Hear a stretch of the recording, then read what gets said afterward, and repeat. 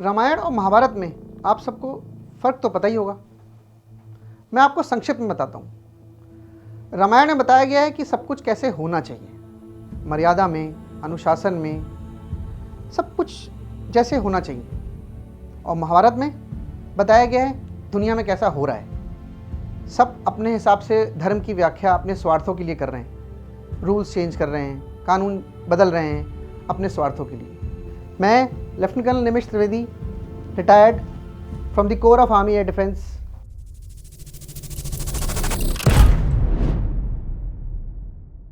भारतीय सेना मेरे अनुभव में रामायण की तरह है।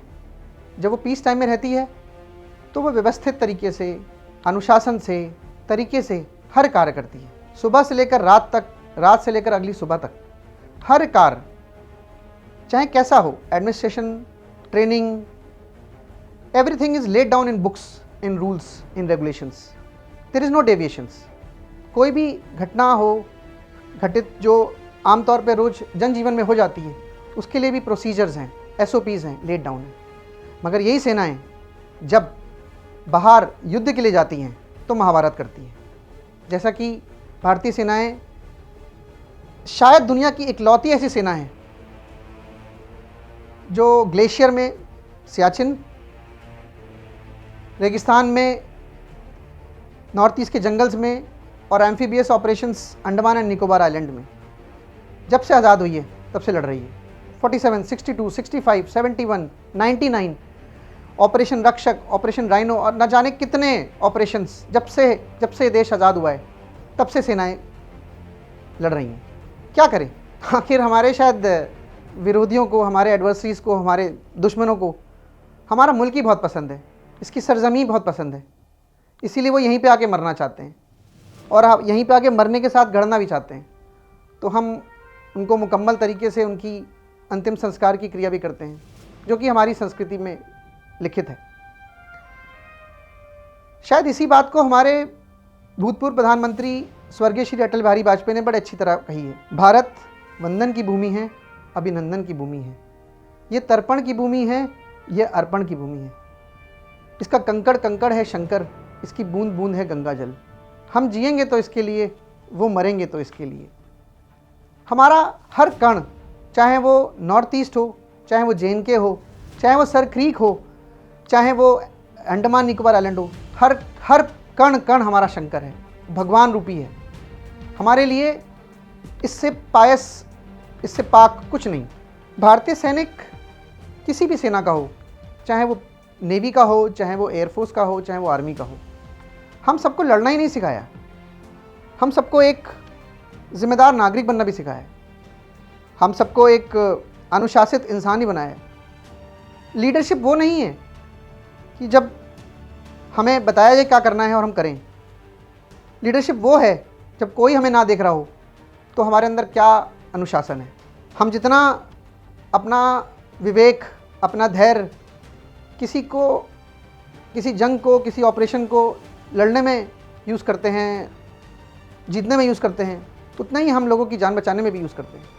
बहुत धारणाएं हैं कि जब आप भारतीय सेना में काम कर रहे होते हैं तो शायद कभी कभी लोगों को लगता है कि एक सैनिक का जीवन लड़ने के लिए है और जब उसको मौत का सामना फेस करना पड़ता है तो उसके साथ कोई नहीं होता। बट ये बहुत गलत बात है, ऐसा नहीं होता है। मुझे याद है एक इंसिडेंट, राजपूताना राइफल्स की रेजिमेंट का एक जवान ग्लेशियर में, उसको हापो हो गया था, हाई एल्टीट्यूड पल्मोनरी ओडेमा। उसके कमान अधिकारी ने रात में 11-12 बजे मुझे फ़ोन किया। मैं उस समय एयरफील्ड में रहता था और मुझे बोला कि कैजुअल्टी इवैक्यूएशन के लिए हेलीकॉप्टर का मूवमेंट करना है, जो कि अर्ली मॉर्निंग ही हो सकता था, बट रात में उस जवान को पोस्ट से नीचे लाना था। उस समय बर्फीली आंधी चल रही थी, किसी का भी वहाँ से ऊपर से नीचे आना और नीचे से ऊपर आना बहुत मुश्किल था। कमान अधिकारी महोदय ने अपने उच्च अधिकारियों को फ़ोन किया, उनसे परमिशन मांगी कि कैसे क्या करना है। उन सब ने यही बताया कि क्या उचित होगा और क्या करना चाहिए, और आखिरी में फ़ैसला उन्हीं पे छोड़ दिया। जो भी अधिकारी एक जिम्मेदार पोजीशन में होता है आखिरी फैसला हमेशा उसी पे छोड़ दिया जाता है कि जो उचित हो सबके जीवन के लिए, ऑपरेशंस के लिए या देश हित के लिए वो लें। ऐसा ही फैसला रेजांगला में परमवीर चक्र मेजर शैतान सिंह ने लिया था।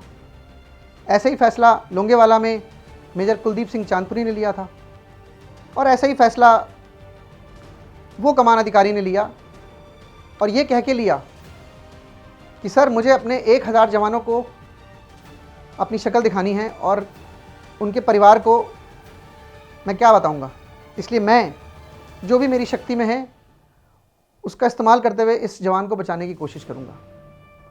पूरी रात बहुत जवान उस जवान को पोस्ट से नीचे लाए, पहले पैदल, फिर बाय रोड उसको हम हेलीपैड लाए, फिर हेलीकॉप्टर से हम उसको फिक्स्ड विंग एयरफील्ड में लेके गए। वहाँ से फिक्स्ड विंग एयरक्राफ्ट यानी कि C-17, शायद उस समय C-17 ही था, उससे उसको चंडीगढ़ लाए और उसकी जान बचाई। दुनिया का ऐसा कोई ऑर्गेनाइजेशन नहीं है मेरी नज़र में जो अपने एक सैनिक को भी बचाने के लिए किसी भी हद तक जा सकता है, किसी भी हद तक पैसा खर्च कर सकता है। ये है एक सैनिक की ज़िंदगी का मूल्य सेना के अंदर। पीस टाइम में हम सब अपनी ट्रेनिंग करते हैं, अपने ट्रेनिंग के दौरान हमें छुट्टी मिलती है, अपने घर जाते हैं, घर जाके भी हम सजग रहते हैं अपनी जिम्मेदारियों के प्रति, अपने परिवार के प्रति, अपने समाज के प्रति, अपने आसपास कोई घटना हो तो उसमें हम अपना योगदान देते हैं। और ये हर सैनिक करता है, हर सैनिक जहाँ भी हो। आप अगर किसी भी सैनिक से मिलोगे, बातचीत करोगे तो आपको बहुत सारी कहानियाँ सुना सकता है। मुझे याद है मेरी पहली छुट्टी, वो मेरे जीवन की बड़ी मेमोरेबल छुट्टी हुई एक ऐसी घटना से जो नहीं होनी चाहिए थी, मगर बड़ा संतोष हुआ। मैं अपने मित्रों के साथ, क्योंकि नए नए अफसर बन के मैं पहली बार छुट्टी आया था, अपने मित्रों के साथ मैं पार्टी करने जा रहा था, जो एक नौजवान यंग एज में हम सब जाते हैं। और उस समय हमारे पास बाइक थी, हम बाइक से एक रोड पे जा रहे थे और ऑपोजिट साइड एक एक्सीडेंट हुआ। हमारे ऑपोजिट साइड रोड चल रही थी और दो नौजवान एक डिवाइडर से उनकी भिड़ंत हुई और वो हवा में उनकी जो है, आप देख सकते थे कि वो उछल के हवा में गिरे। हम सब लोगों के पास ये ऑप्शन थी कि हम या तो अपने जिस रास्ते जा रहे हैं वहाँ जाएं, या हम पीछे मुड़ के आएँ और देखें कि क्या हुआ है। और हम लोग ने यही निर्णय किया कि हम वापस आएँ और देखें कि क्या हुआ। हम वापस आए यू टर्न लेकर और हमने देखा कि दो नौजवान ज़मीन पे पड़े हैं, खून से लथपथ। उनकी दोनों बाइक बहुत दूर पड़ी हुई है। हमने ट्रैफिक को मैनेज किया, हमने एक वैन रोकी और उनसे रिक्वेस्ट किया कि इन दोनों को एक निजी कोई भी आसपास में जो भी इमरजेंसी हॉस्पिटल है उसमें पहुंचाया जाए, वरना इनकी जान जा सकती है। और इस रिक्वेस्ट को उन्होंने माना और हम लेके गए। वहाँ हमने डॉक्टर को बताया कि ऐसे एक्सीडेंट हुआ है, वहाँ पुलिस भी आई, उनको भी हमने ब्यौरा दिया और अपना नाम पता लिखवाकर, फ़ोन नंबर लिखवाकर हम वहाँ से चले गए। कुछ दिनों बाद हम लोग छुट्टी से वापस आए तो मुझे याद है उनके पिताजी का फ़ोन आया था मेरे को और उन्होंने बताया कि मेरा बेटे का एक्सीडेंट हुआ था और आपने ही उसको हॉस्पिटल पहुंचाया और अब वो बिल्कुल स्वस्थ है और आपका धन्यवाद देना चाहते हैं। बहुत खुशी हुई कि ऐसा हम कर पाए। हमारा तो बस छोटा सा एक फ़र्ज़ निभाने की हमने कोशिश की, जो कि हमें हर जागरूक इंसान को करना चाहिए, चाहे वो सैनिक हो चाहे वो नहीं। सेना के दिनों में मुझे याद है जब हम राजस्थान में एक्सरसाइज कर रहे थे और सुबह 6 बजे की बात है, एक बहुत बड़ा धमाका हुआ। हम एक हाईवे के पास एक कैंप साइट पे थे, हमारी पूरी पलटन, और वहाँ पर एक धमाके जब हुआ तो एक सैनिक मेरे कैंप टेंट में आया और उसने बताया कि साहब एक बहुत बड़ा एक्सीडेंट हुआ है। एक पैसेंजर गाड़ी थी, जैसे आजकल होती हैं बोलेरो वैसी, और एक ऑयल टैंकर की हेड ऑन कोलिजन हुआ है। और वो इतना भयानक कोलिजन था कि जो आगे का हिस्सा छोटी गाड़ी का था वो पूरा, जो आगे 4 नागरिक बैठे थे उनके शरीर के बिल्कुल घुस गया था, यहाँ तक कि जो ड्राइवर था स्टीयरिंग उसके अंदर घुस गई थी। 6:05 मुझे आज तक याद है, वो 6:05 का समय था और उसके 6:15 में मेरी पूरी पलटन के सारे जवान जितने भी वहाँ पे थे वो सब उस एक्सीडेंट की साइट में आ गए। किसी ने बुलाया नहीं था उनको, जिनको बुलाया था वो वहाँ पे थे, मगर सब इस कॉल को सुनकर वहाँ आए।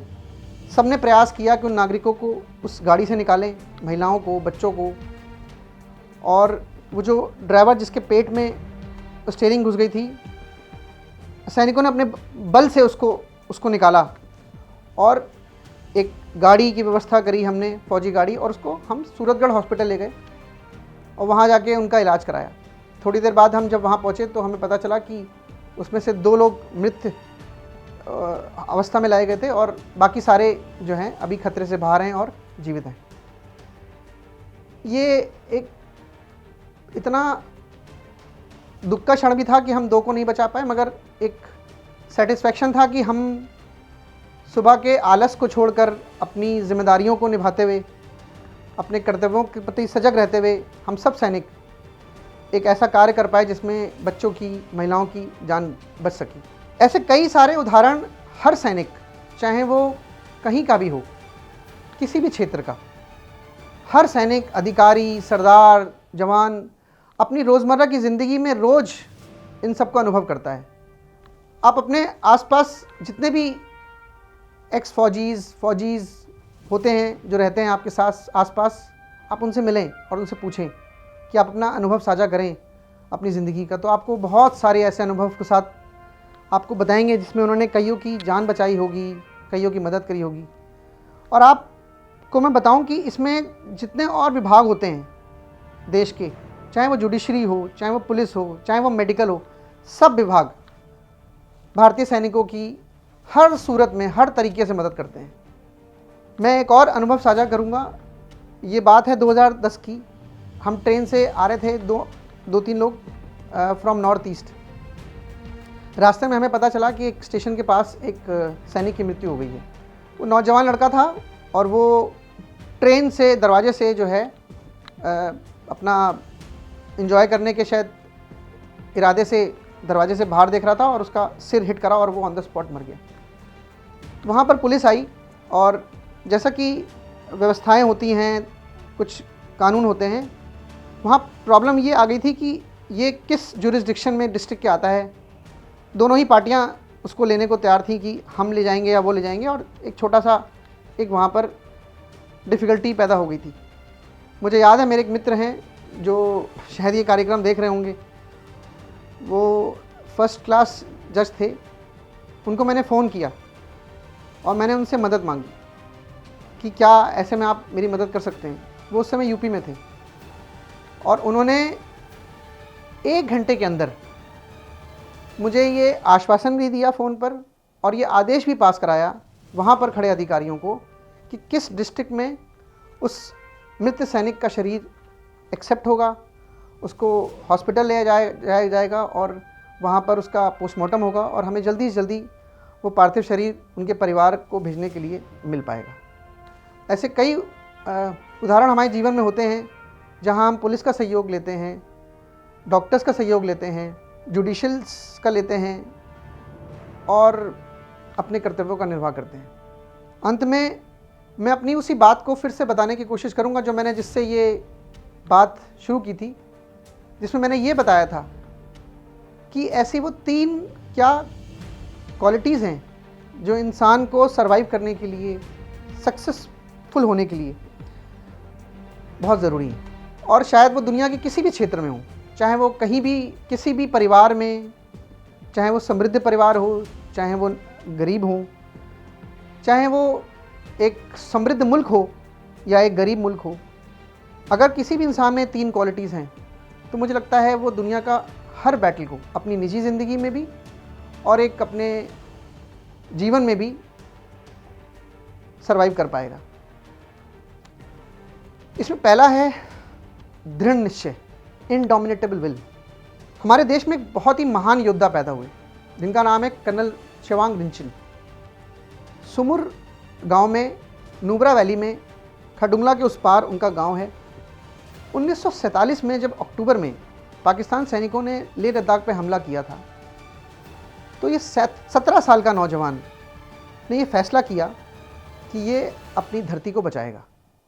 उस समय वहाँ पर मेजर चांद के कमान में एक छोटी सी फौज की टुकड़ी थी, JNK मिलिशिया, जो वहाँ पर तैनात थी, और ये हमले की किसी ने आकांक्षा नहीं की थी। वॉलंटियर गार्ड्स मांगे गए, नागरिक मांगे गए लड़ने के लिए। कर्नल रिंचिन जो उस समय सिर्फ 17 साल के थे, और कुछ चंद दिनों की ट्रेनिंग के बाद कुछ 18-20 वहाँ के लोकल नौजवानों के साथ, आप सब लोग जो उस पार खरदुंगला के वहाँ पे गए हों, जहाँ पे 100-100 किलोमीटर 200 किलोमीटर की श्योक और नुब्रा में रोड्स हैं, उन्होंने 1 महीना तक कई पहाड़ियाँ चोटियाँ लड़ते हुए ऐसा अदम्य साहस, ऐसा शौर्य दिखाया, जो वहाँ पर जब रहो तब समझ में आता है कि ये कैसा कोई कर सकता है, एक 17 साल का। शायद बहुत लोगों को पता होगा कि वो इस देश के पहले महावीर चक्र हैं, और आज तक इस देश में इतनी कम आयु में किसी और को महावीर चक्र नहीं मिला है। 62 की लड़ाई में उन्होंने फिर चीनियों के साथ लड़ा, उनको सेना मेडल गैलेंट्री मिला। 1971 में फिर पाकिस्तानियों ने हमला किया और उन्होंने फिर पाकिस्तानियों को हराया, और हराया तो हराया, और पीछे खदेड़ा तुर्तुक और त्यागशी तक, जो पहले नहीं था, और उनको फिर से महावीर चक्र मिला। दूसरा, मेरी नज़र में पर्पस ऑफ लाइफ, जीवन का उद्देश्य। हम सबका आज जीवन का उद्देश्य क्या होता है कि हम पढ़ लिख के नौकरी पाएं और जीवन यापन करें। ये एक साधारण सी सोच है, मेरी भी ऐसी थी, सबकी होती है, और इसमें कोई गलत भी नहीं है। मगर इस दुनिया में कुछ ऐसे लोग होते हैं जिनको लगता है कि ज़िंदगी में लाइवलीहुड के आगे क्या, हम क्या अपनी प्रतिभा के साथ कर सकते हैं। हमारी सेनाओं में इतने शूरवीर, चाहे आप कैप्टन मनोज कुमार पांडे को ले लीजिए, विक्रम बत्रा को ले लीजिए, चाहे आप मेजर उन्नी कृष्णन को ले लीजिए, ये सब सैन्य अधिकारी थे। इनको पता था कि ऑपरेशन में ये लोग हैं, ऑपरेशन में पूरी यूनिट इनके साथ थी, ऑपरेशन चल रहा था। मगर वहाँ पर जब एक इंसान को एक ऐसा फैसला लेना था जिस फैसले से उस ऑपरेशन की दिशा और सक्सेस दोनों बदल सकती थी, तो उनको लगा कि मेरी ज़िंदगी से ज़्यादा पर्पस ऑफ लाइफ ज़्यादा बड़ा है, और उन्होंने वो किया और वो अमर हो गए। इसलिए मैं आपको सिर्फ अपने फ़ौज के अनुभव के बारे में बता रहा हूँ। अगर आप सिविल लाइफ में पूछें तो इंडोमिनेटेबल विल का एक उदाहरण है, आप लोग उसको गूगल सर्च कर सकते हैं, कैरोली टोकस। अगर आप पर्पस ऑफ लाइफ की बात करें तो आप सबसे बढ़िया उदाहरण ले सकते हैं APJ अब्दुल कलाम। एक सामान्य परिवार में जन्मे, सामान्य परिवार में, जिनके पास पढ़ाई के शायद माँ बाप के पास पैसे भी नहीं थे। उनकी किताब है, मुझे याद है आज भी, मैंने कॉलेज डेज में पढ़ी थी, विंग्स ऑफ फायर। वो साइंटिस्ट बने, और साइंटिस्ट बनने के बाद वो फेल भी हुए, कई बार हुए, मगर उन्होंने पर्पस अपना इतना बड़ा कर रखा था कि मुझे देश के लिए क्या करना है। आज क्या क्या हमारे देश में उनकी वजह से, उनके पुरुषार्थ की वजह से, उनके दृढ़ निश्चय की वजह से मिसाइल्स हों, और वो देश के राष्ट्रपति तक बने। तो मुझे लगता है कि purpose of life is very important for each and every one, which we should find out. और तीसरा और अंतिम, अज्ञानता से मुक्ति। अज्ञानता से मुक्ति में मैं यही बताऊंगा कि हम जब सब जो अपनी जीवन में जहाँ पर भी हैं, हम सब को समाज, परिवार, बहुत सारे सुपरस्टिशन ये मजबूर करते हैं सोचने पर कि हम क्या नहीं कर सकते। हमारे पास 90, 99, 100 में से लोग ऐसे मिलेंगे जो बताएंगे कि ये नहीं हो सकता है। वो चाहे सुपरस्टिशंस हों, वो चाहे लैक ऑफ इग्नोरेंस हो, लैक ऑफ नॉलेज हो, हमारा साइंटिफिक टेम्परामेंट नहीं होता है। इसलिए उदाहरण के तौर पे अंबेडकर, बाबा साहब भीमराव अंबेडकर, अगर आप उनका जीवन पढ़ें और पाएंगे कि ऐसी असाधारण परिस्थितियों में उन्होंने डिसाइड किया कि वो पढ़ेंगे, और पढ़ के वो क्या बने, देश का संविधान बनाने वाले। सेना में एक उदाहरण के तौर पर मेजर मोहित शर्मा, अशोक चक्र, highest gallantry award in peace. He was posted in CI ops counter insurgency, जहाँ पर उनको मिलिटेंट से लड़ना था। वो एक साधारण तरीके से लड़ सकते थे, मगर उन्होंने एक फ़ैसला किया कि मैं इन आतंकवादियों के वेशभूषा में जाऊंगा, उनकी नॉलेज लूँगा, उनका ज्ञान प्राप्त करूंगा, और एक ऐसा ऑपरेशन किया जिसमें उन्होंने कई लोगों की जान बचाई और अपने देश के प्रति लड़ते हुए अपने सर्वोच्च बलिदान को दिया और अशोक चक्र पाया। इन्हीं 3 विशेष क्वालिटीज़ के साथ मैं अपनी बात समाप्त करूंगा। आखिरी में मैं आप सबको मेरे एक बड़े अच्छे मित्र हैं कर्नल शैलेंद्र वीर सिंह ग्रेवाल, जो हर एक फ़ौजी, चाहे वो समुद्र में हो, सबमरीन में, या पहाड़ियों में हो, या एयरक्राफ्ट में हो, एक सैनिक के जीवन को संक्षिप्त में एक शेर की तरह बयान किया है। वो कुछ यूँ है: लोग कहते हैं कि मैं तनतना के चलता हूँ, मैं ये कहता हूँ मैं मन बना के चलता हूँ। कर्म ऐसे है कि मस्तक रहे सदा ऊपर, हर आंखों से आंख मिला के चलता हूँ। कोई ठुकराए, कोई चाहे, कोई प्यार करे, मैं ये कहता हूँ मैं बस मुस्कुरा के चलता हूँ। जय हिंद।